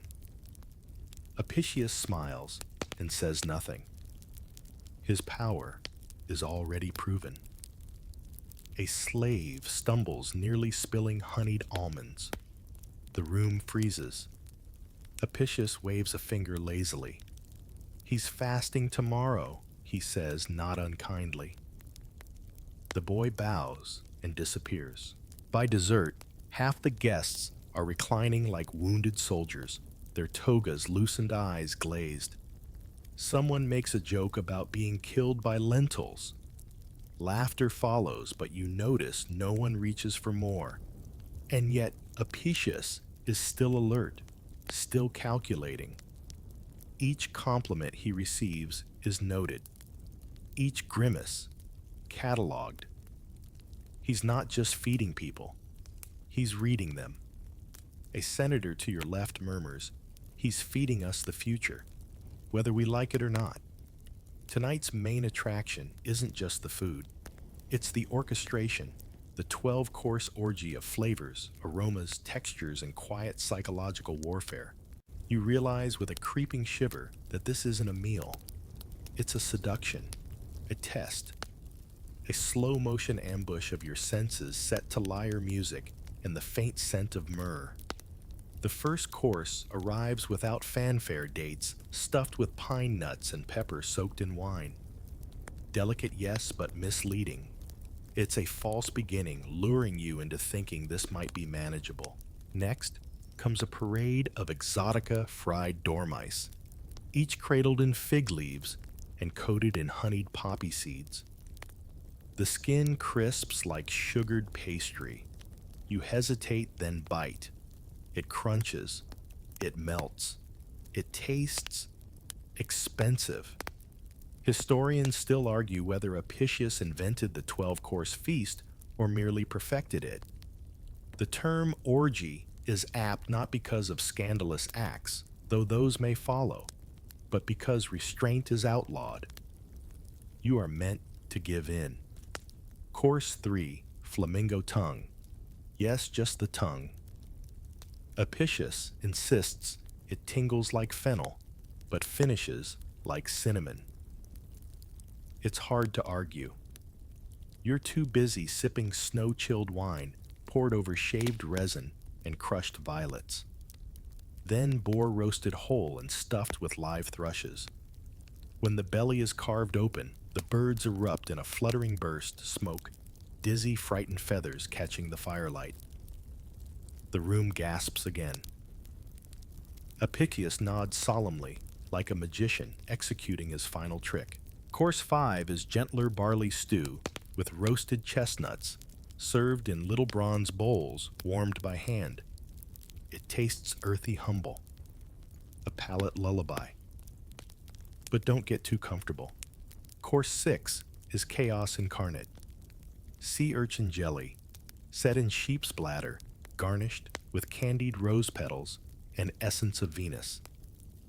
You ask what that is. The server whispers, "We don't ask anymore." You try it. You wish you hadn't. You try it again.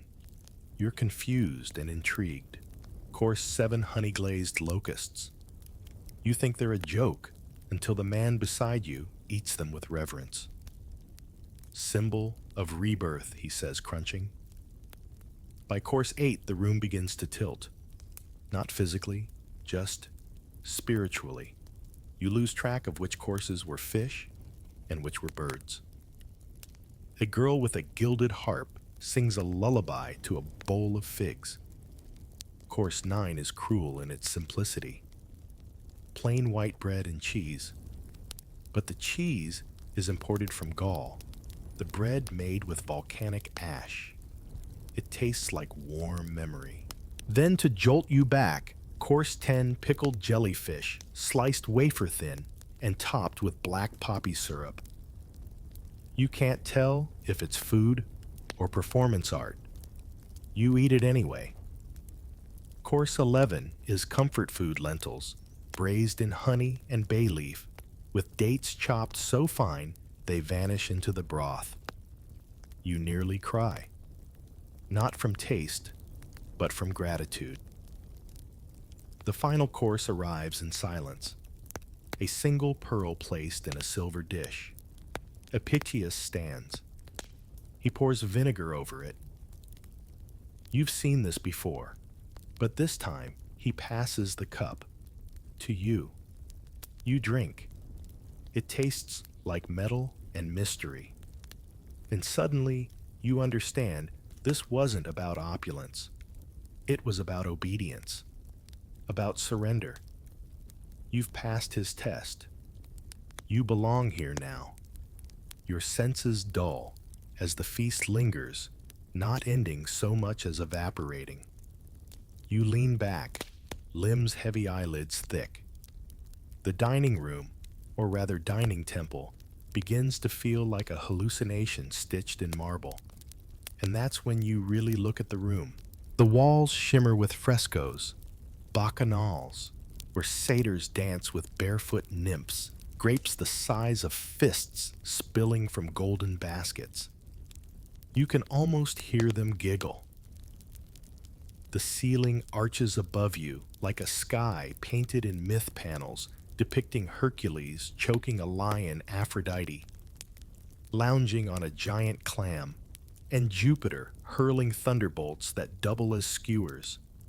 Every inch of the space screams design. There's a mosaic beneath your feet, showing a fish eating another fish which eats another fish.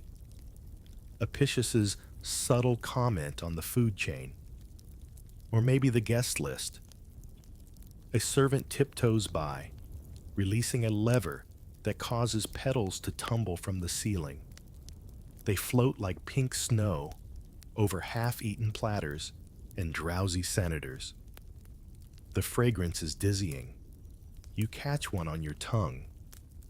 It tastes like opulence. Soft music rises, played not from instruments, but from a wall panel carved with subtle flutes activated by passing air. Even the room breathes art. And then there are the couches, not ordinary daybeds, but custom-built platforms, upholstered in saffron-dyed wool, slanted just enough to keep digestion smooth. Each guest reclines slightly leftward. Roman tradition, supposedly to keep the heart unburdened. You now suspect it also prevents choking when laughing mid-bite. Apicius has engineered every element of this room to manipulate comfort, awe, and obedience. The lighting flickering bronze lamps, burning perfumed oil, casts shadows that animate the murals. One moment Bacchus is dancing, the next he's watching you. A silver fountain gurgles in the center of the room, not with water, but with wine. Occasionally, guests wander over and dip cups into the flow. It never runs dry.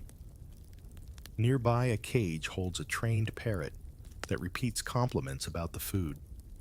Succulent, it squawks as someone slices into a blood-orange custard. Historians still argue whether this was typical for the elite or an outlier.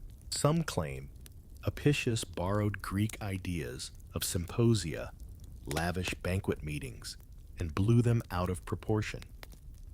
Others say he invented an entirely new form, the gastronomic theater. You lean your head back. The ceiling now seems to spin slowly, each panel aligning with the next like a storybook. A server offers you a damp towel scented with lavender and a powdery resin called benzoin. You wipe your hands. You smell like a demigod. Someone begins reciting poetry badly. Another guest offers a toast. You've forgotten their name. They might be a consul or a tailor. No one's sure anymore. A wind stirs the silken curtains at the perimeter, and you notice the faint jangle of wind chimes made of bronze cutlery. Even the air participates in the performance. Suddenly, torches dim. A servant extinguishes them by dunking the wicks in vinegar. Why vinegar? Who knows? It smells dramatic. And now the ceiling seems even higher, more celestial. You're no longer sure whether the stars outside are real or painted. Apicius rises. The room silences. It is not enough to eat, he says. One must be eaten by memory, by rumor, by history. He sits. The petals keep falling. By now, you're no longer merely full. You're transformed. But the true weight of the evening isn't in your stomach. It's in your purse, if you still have one. Because none of it comes cheap. Apicius's wealth is legendary. Not the kind accumulated in ledgers, but the performative kind spent like confetti. It's said he once spent the equivalent of several million sestertii on a single feast, an amount enough to fund a military campaign or rebuild half a district of Rome. And yet his guests never pay. You're told quietly he believes a proper host never charges. That's the point. You walk away with empty pockets, but he walks away with your reputation in his grip. Tonight's feast alone. 12 courses imported. Snow, gilded platters, rare spices from India and Ethiopia, likely cost more than the average Roman villa. Apicius doesn't count coins, he counts stories. How many senators will recount the pearl trick at their own tables tomorrow? How many will try and fail to replicate his eel custard? Slaves bustle behind the scenes, but not all of them are unpaid. Some cooks and artisans are freedmen on payroll. One in particular, a man named Spurius, is rumored to have invented a method for storing herbs using wax-sealed amphorae, an ancient precursor to vacuum packing. Apicius pays him a monthly sum greater than many landowners' incomes. You glance at the serving vessels, each unique. One is shaped like a seashell, another like a clenched fist. Apicius commissions artists for his cookware. Bronze molds for pastry that resemble Roman gods. Olive oil jars hand-painted with erotic poetry, because even the props must seduce. Historians still argue whether this sort of extravagance was sustainable or the last hurrah before inevitable collapse. What's certain is that Apicius understood the psychological economy of taste. The more absurd the cost, the more memorable the meal. Outside, the Villa grain riots simmer. Soldiers grumble about pay delays. But in here, there's saffron in your wine and powdered emeralds on your figs. The empire might be cracking, but your mouth has never felt so important. It's not just money, it's reach. Apicius's network spans from Alexandria to Antioch. Traders compete to deliver him the first new spice of the season. He once sent a messenger 300 miles on horseback just to fetch a particular kind of mulberry. The messenger didn't make it. Apicius mourned the fruit, not the man. You begin to see the layers. The guests are pawns. The dishes are moves. Apicius plays a long game of prestige where the currency is whispers and the bank is the Senate's curiosity. You overhear a guest say he could run for consul with that menu. Everyone laughs. Nervously. Apicius doesn't need office. His influence is gastronomic. After all, who controls what the powerful eat controls how they think and what they crave. A small scroll is handed to each guest as they depart. A menu, a thank you. You unroll yours. It's a poem signed not by Apicius, but a grateful tongue. You don't know whether to laugh or frame it.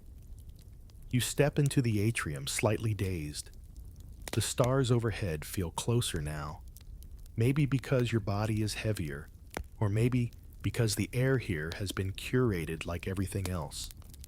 Tomorrow, the cost of this night will ripple outward, not in coins, but in envy.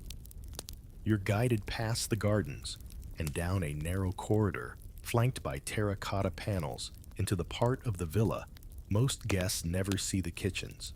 Not the display kitchens from earlier, but the real ones. The engine room of excess. Here, amid the hissing of oil and the clatter of bronze pans, is where Apicius's ambition truly lives. The heat hits you like a woolen curtain. Fires blaze in open pits, casting dancing shadows on walls smeared with soot and spice dust. Giant clay amphorae hold fermented garum. Racks of exotic meats hang like gruesome trophies, snake-lark hair, and a suspiciously large tail you decide not to ask about. The cooks here are artisans, and prisoners, and chemists. You meet Dama, a spice master, who swears he can detect saffron quality by sniff alone. Spanish this one, he says, holding a delicate tin between thick, blistered fingers. But only 2 harvests ago. They roast, they boil, they pickle. They conduct miniature symphonies of scent and flame. Apicius employs not just chefs, but flavor strategists. Each dish is not just prepared, it's rehearsed. New dishes go through tasting councils. If the 6th spoonful doesn't hold up, it's scrapped. You watch as one assistant carefully folds a rabbit liver mousse into a pastry shaped like a fig. Another ladles wine reduction boiled with dried roses and cinnamon into a gelatin mold shaped like a dolphin. Everything looks like something else. Nothing is allowed to be what it seems. In the far corner, you spot a shelf lined with recipe tablets. Most are wax some clay, a few delicate scrolls tucked into pigeonhole cubbies. This is Apicius's hidden treasure, the evolving lexicon of elite Roman cuisine. Some instructions are so precise they include suggestions for weather pairings. Served during south winds, only one reads, flavor altered by humidity. Historians still argue whether Apicius invented the dishes himself or simply collected them from across the empire. What's more likely is that he borrowed refined and mythologized, always adding that final twist of luxury no one else dared. You're shown a recipe for flamingo tongue stew. The instructions include the phrase, "Do not serve to philosophers," makes them quarrelsome, a joke, a superstition, or just a note from a cook who'd seen one too many toga-clad tantrums.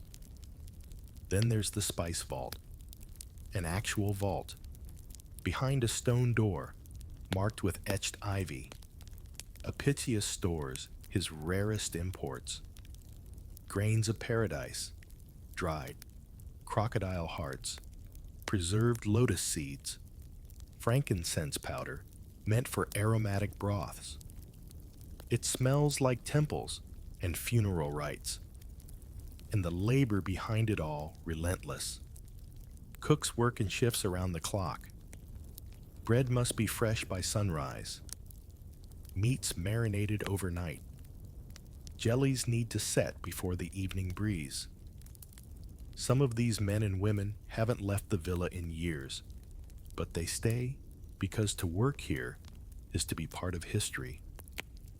One cook, Callisto, wipes her hands on her apron and says, "The master told me once, your ladle writes louder than a poet's quill."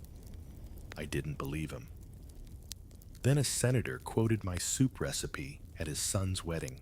Even in this subterranean chaos, you feel the weight of the mission to cook the empire plate by plate. And Apicius, he only ever tastes the final version, because perfection, once achieved, must never be interfered with. Morning again, and you're sitting in a sun-dappled chamber cluttered with scrolls and tablets. A scribe offers you a seat beside the open window where a lazy breeze carries the scent of citron blossoms. Today isn't about eating. Today is about reading. Because tucked between the madness of Apicius's empire is something even more ambitious, a recipe book. It doesn't look like much. Just a few wax tablets and parchment sheets, some stained with oil, others neatly etched in practiced hands. But this is the De Coquinaria on the subject of cooking, the oldest surviving cookbook from the Roman world, and much of it is attributed rightly or not to Apicius. You flip through the entries. They're short, abrupt, occasionally cryptic. Boil ostrich with dates and vinegar. Thicken with crushed wheat. No measurements, no time estimates, just confidence. This isn't a beginner's guide. It's a chef's shorthand, a gospel for those already inducted. Some dishes seem bizarre: sea urchin, custard fish, brine, snow-pickled sow's udder. Others feel eerily modern duck in honey-glazed lentils with mint-fried dough in wine syrup. You blink. You've eaten some of these. Last night. This morning. Possibly twice. One scribe points out a section labeled Foods for Lust. You raise an eyebrow. He nods. Apicius believed the stomach and the soul were linked. Feed one, inflame the other. It's true. Many ingredients listed were considered aphrodisiacs. Pepper pine nuts, garlic, rocket leaves, oysters. Historians still argue whether the book was intended as a practical manual or a kind of culinary performance. Some believe it was ghost-written by Apicius's cooks. Others think it was a status object meant to be displayed rather than used. A first-century coffee table book minus the coffee. You read an odd line: to restore desire in the weary mix of saffwedita with honey and goat marrow. You blink. You hope that never gets served. There's also a clear obsession with preservation. Pickling, salting, smoking, sealing. Apicius wanted his flavors to travel, to linger.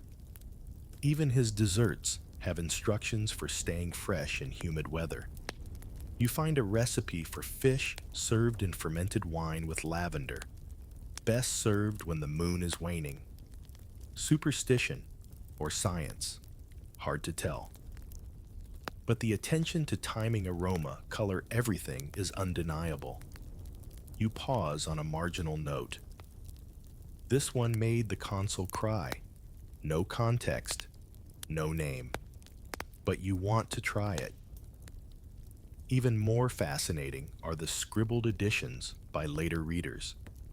One 3rd century hand has added too expensive. Substitute with onion. Another centuries later simply writes works.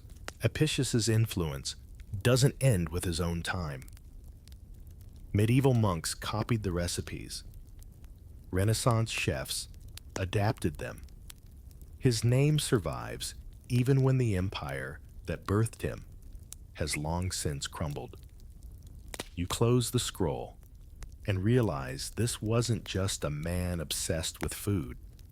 It was a man obsessed with memory. He wanted to outlast emperors, and in a way, he did. Because here you are, still reading, still hungry, and still trying to decipher the mind behind a 12-course orgy. The sky is overcast when you're invited to the smaller villa annex, quieter, colder, less adorned. You're told this is where Apicius met the emperors, not in the lavish triclinium, not amid the dancers or perfumed fountains, but here, in this austere marble chamber with nothing but a low couch, a brazier for warmth, and a bronze table scarred with knife marks. Tiberius came once, just once. It was early in his reign, when his advisors urged him to connect with influential Romans. Apicius, by then, was already a household name, not as a general or scholar, but as a kind of culinary oracle. What would he eat next? What ingredient would suddenly become fashionable? What dish might offend the Senate but thrill the people? You picture the meeting. Apicius in his mauve tunic, Tiberius in military red. One man wielding forks like a conductor, the other wielding armies like chess pieces. Historians still argue whether their encounter was respectful or quietly hostile. Apicius presented the emperor with a dish of sow's womb braised in spices. Tiberius, ever the stoic, reportedly sniffed it and said, "So this is what Rome eats when the Rhine floods." But he ate it because Apicius didn't just feed you, he dared you. His meals were tests. Would you be bold enough to eat ostrich brain mousse? Would you smile as you drank vinegar pearls? And if you did, could you claim to lead a people who worshipped novelty and abundance? Apicius offered to design meals for the court, balanced, indulgent, symbolic. Dishes that whispered political metaphors. A duck served in wine-soaked scrolls, suggesting the emperor's control of both knowledge and appetite. A fig pie filled with honeyed dates, an edible nod to Rome's African holdings. Tiberius declined, politely, perhaps wisely. Apicius's influence was too raw, too volatile. To dine with him once was impressive. To dine with him often might imply dependence. Still, the court listened. Servants who worked in Apicius's kitchens found themselves hired by senators. Some dishes appeared mysteriously at state banquets. Apician style, they were called. A compliment, but also a caution. Apicius responded with a private feast the following week. 200 guests, 15 courses, and a final dish titled Silence. It contained no food, just a silver plate reflecting the guests' own faces. The message, if you don't eat with me, you eat only yourself. The brazier pops, pulling you back. You touch the bronze table, still cold, still scarred. Apicius lost favor at court soon after, but his legend grew. To the people, he was a symbol of unrepentant pleasure. To the elite, a reminder that influence doesn't require titles, just taste. Well-timed, unforgettable taste. You step outside into the drizzle. The garden smells of damp citrus and basil. Somewhere a cook is preparing eel. Somewhere else, a senator quotes Apicius while hiding his envy, because the emperor may rule Rome. But Apicius, he rules the table. As you make your way back to the villa proper, a different kind of chatter begins to reach your ears. Not the whispers of awe or culinary curiosity, but something sharper, skeptical, cynical. The kind of murmurs that slip from clenched jaws and scroll margins alike, because not everyone adores Apicius. A thin man in a gray toga leans near a colonnade and mutters to his companion. A flamingo tongue is not a philosophy. The other nods solemnly, eyes fixed on the wine fountain. You're starting to understand. Apicius doesn't just inspire, he offends, not overtly, but to Rome's moralists, its stoics, satirists, and sermonizers. He is a symbol of everything wrong with the empire. Gluttony, vanity, and a disregard for duty, all marinated in garlic and garnished with gold. The Stoic philosopher Seneca once wrote scathingly of men who season their fish with substances gathered from halfway around the world while ignoring the simplicity of virtue. He never named Apicius. He didn't have to. The satirist Juvenal later would paint portraits of Roman dinners so obscenely rich they veered into comedy. A lamprey fanned by slaves. A peacock whose tail feathers doubled as napkins. Sound familiar? Historians still argue whether Apicius was truly as despised as these texts suggest, or whether he simply became a convenient symbol for excess. It's easier to mock a man who serves giraffe than to question the social rot that lets him do it, even within the Senate eyebrows raised. Rome was a republic turned empire, still clinging to ideals of modesty, gravitas, and discipline. To see its elite giggling through rose-petal showers while the provinces bled well, it didn't sit well with everyone. And then there was the scandal of the pearl. Not the one you drank. The other one. It happened during a private feast where Apicius, reportedly bored with praise, challenged a young noble to swallow a pearl larger than a grape. The youth tried. He choked. He lived, but the incident became legend. A pearl wasted on pride, they said. A life nearly traded for applause. Apicius laughed. But Rome took note. Still, he was untouchable. Too wealthy to arrest. Too popular to banish. And unlike corrupt officials or failed generals, Apicius never pretended to be noble. He never claimed to fix Rome's problems. He only promised dinner. And that made him dangerous. Because indulgence open, unapologetic, orchestrated indulgence can be contagious, especially when wrapped in art and served with wine. One senator even tried to out-Apicius him through a feast with 24 courses each themed after a different province. It was a disaster. The oysters soured. The deer stew was undercooked. The poet hired to sing between courses insulted the host mid-verse. Apicius's only comment when asked was, Even Jupiter does not serve lukewarm stew. You hear more gossip rumors that the emperor ordered him to scale down, that his house was being watched, that the pearl incident reached Egypt. You don't know what's true, but you do know this. For every guest who left Apicius's villa dazzled, there were 3 others sharpening jokes and 2 more who whispered warnings into their sons' ears. A legacy built on flame-cooked delicacies and poached pomegranates, sure, but also on rebellion.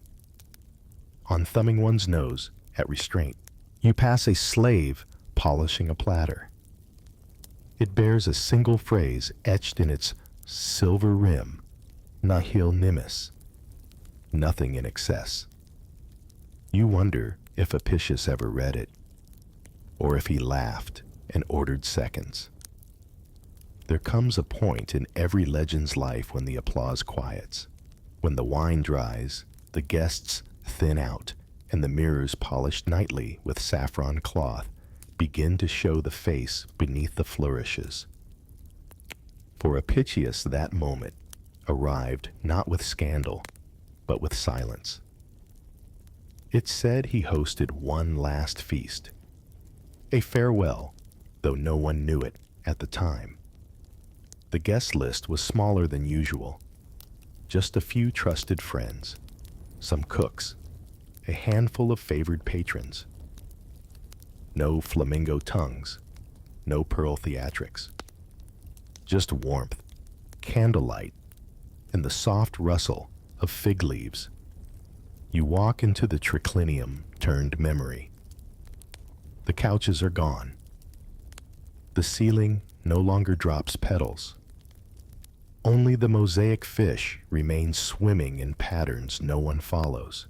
That night, the menu was simple. By Apician standards, honey-roasted lamb barley stew with dates, flatbread brushed with oil and garlic. The guests joked nervously that he'd gone stoic. Apicius just smiled. But behind that smile, the truth simmered. He was broke. Not pauper broke, not rags in the street broke, but Apicius broke.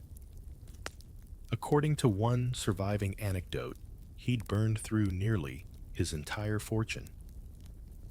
All that remained was a sum most men would kill for, still enough to live comfortably, but not in style.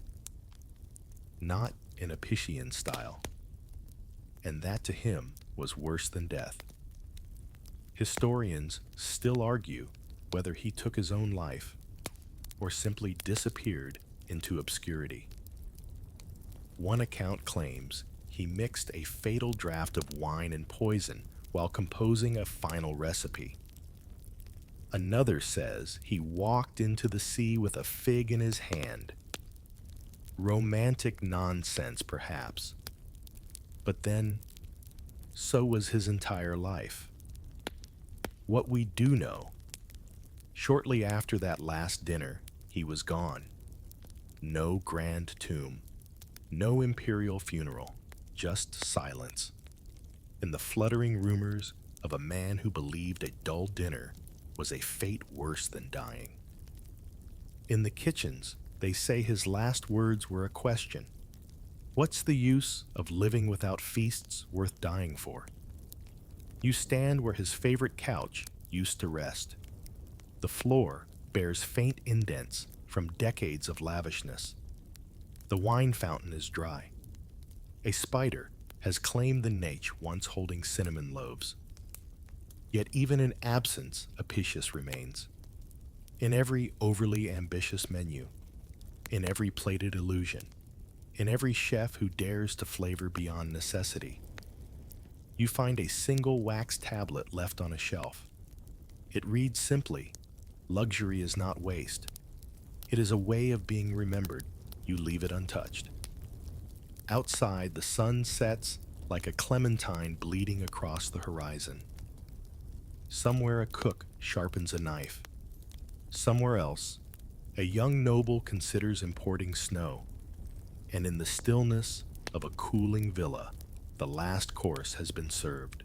You wander the streets of Rome in the days after Apicius's departure, half expecting his name to fade like old wine from a goblet's rim. But instead, you hear it more. In the markets, fishmongers claim their sturgeon is Apician grade. Bakers scrawl Apicius-approved honey cakes on wooden signs. Even street poets joke he fed the rich and starved their sensibility. And still, no one can quite agree on how they feel about him. You eavesdrop on two matrons at a fig stall. One calls him a blessed fool. The other mutters, he salted our souls like his olives. You don't entirely understand what that means, but it sounds true. The scribes too get to work. Apicius's recipes circulate not just in their original form, but in endless rewrites, variations, elaborations, inspired by additions. The words change, but the intent stays the same: food as spectacle, cuisine as philosophy. Historians still argue whether the surviving De Re Coquinaria was compiled during his lifetime or cobbled together after his death by admirers and opportunists. The Latin is inconsistent. Some sections are refined, others rambling. Some read like instructions, others like riddles. A few are suspiciously Greek. Yet Apicius's essence lingers in all of it. Even the moralists can't leave him alone. Seneca grumbles about those who season their virtue with cinnamon. Juvenal returns to him again and again, poking fun with oddly specific details: a jelly made of crane marrow, a pigeon flavored with sandalwood. You realize ridicule is a kind of preservation. In Pompeii, graffiti appears: Apicius eats pearls, what do you eat? Crude, but poetic. A digestible legacy. Meanwhile, the cooks who once served him drift into other households, bringing their methods, their tricks, their expectations. This is how Apicius did it. They whisper as they lace honey through rabbit broth or bake rosewater custard inside a hollowed-out gourd. You find yourself repeating his name in your own conversations. Not reverently, not mockingly, just curiously. Apicius would have... I wonder if Apicius ever tried. What would Apicius do with lentils? He's become less a man and more a flavor. A merchant hands you a small vial of scented oil. Inspired by Apicius, he says proudly, "It smells like pepper, myrrh, and ambition." Back at the villa, now empty mostly, you find the cooks have gone quiet. Some left for other patrons. Some you suspect simply stopped cooking. The spice room is locked, the silverware stored. But in the dust of the hearth, someone has drawn a tiny fish eating a smaller fish. You smile. You understand. Because what the Romans really thought of Apicius didn't fit into a single opinion. He was a warning. He was a muse. He was Rome at its most Roman: generous, absurd, brilliant, and doomed. Years pass. Empires bend. Tastes evolve. But somewhere in a monastery in northern Italy, a monk squints over a brittle scroll and copies a recipe for boiled sow's womb into his ledger. He doesn't know Apicius. Not really. But the name at the top of the manuscript reads Apicii, and that's enough. You're inside a scriptorium now. Walls lined with leather-bound volumes, air thick with ink and beeswax. Illuminated letters bloom like violets across the page margins. And in the midst of texts on theology, astronomy, and herbal remedies, there it is: a cookbook. De Re Coquinaria Apicii. The monks preserve it not because they crave roast flamingo, but because they recognize its value. Not practical value spice roots have changed, ingredients vanished, but historical, cultural. This is how Rome tasted itself. By the 9th century, Apicius's name had become shorthand for decadence. A nobleman who built a kitchen from marble might be called an Apician. A dinner with more than 3 courses positively Apician. His name stopped being a signature and started being a symbol. Historians still argue how much of the surviving cookbook actually came from his hand. Some sections are likely much older, others obviously added centuries later. Recipes for ingredients that wouldn't have been available in Apicius's time sit beside ones that match descriptions from his rumored banquets. It's a palimpsest, layered authorship on a single scroll. Yet the name remains, because people crave continuity, especially when it's seasoned with luxury. In the Middle Ages, physicians studied the text not for flavor, but for theory. They debated the health benefits of spiced wine. They pondered the humoral implications of garlic-soaked tripe. They even prescribed Apician remedies recipes adapted as curatives. Chicken with dill and vinegar to balance melancholia. Date wine for sluggishness. Honey-roasted turnips to stimulate cheer.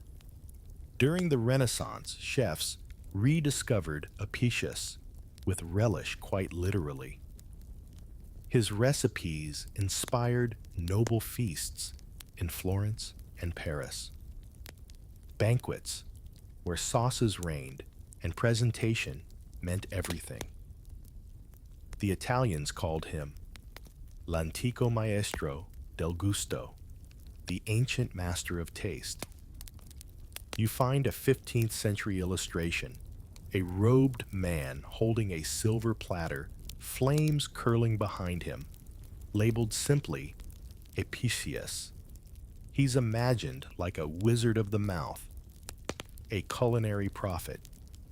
There's even a play written about him, a satire naturally. He appears in Act 2 dramatically taste-testing a bowl of pearl broth before fainting into a velvet chair. But the greatest sign of his endurance, he's still being copied, still being quoted, still being argued over. You close the manuscript.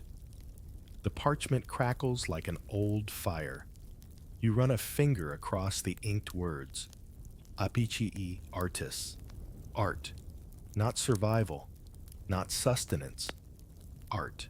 And through centuries of droughts, wars, reformations, and revolutions, that art stayed alive. Because food isn't just what we eat. It's what we choose to remember. And Apicius, he chose to make himself unforgettable. You're back where you began. Rome, though it feels like a different century. The air hums with scooters, now not liars. Tourists sip espresso instead of spiced wine. But the spirit of Apicius is still here, hiding in places you wouldn't expect. A trattoria menu lists a gourmet pear reduction. The chef, when asked, grins and says Apicius did it first. A food critic describes a 17-course tasting menu as pure Apician indulgence. You smile. He's still whispering. You wander into a high-end restaurant, all glass and linen. No marble fountains, but a tasting flight with 12 micro-courses. The amuse-bouche, honey-glazed duck liver on a candied fig. It's not called foie gras. It doesn't need to be. You know, Apicius lives on, not just in recipes, but in the idea of food as theater, as seduction, as soft power disguised in rosemary steam and citrus foam. He's echoed in every ambitious plating, every ridiculous garnish, every time a chef whispers, "Let's make it unforgettable."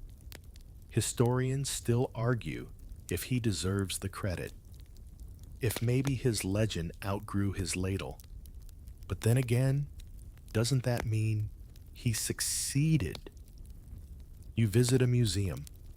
There's a tablet in a glass case, one of the earliest recipe records. Boiled ostrich with dates and honey.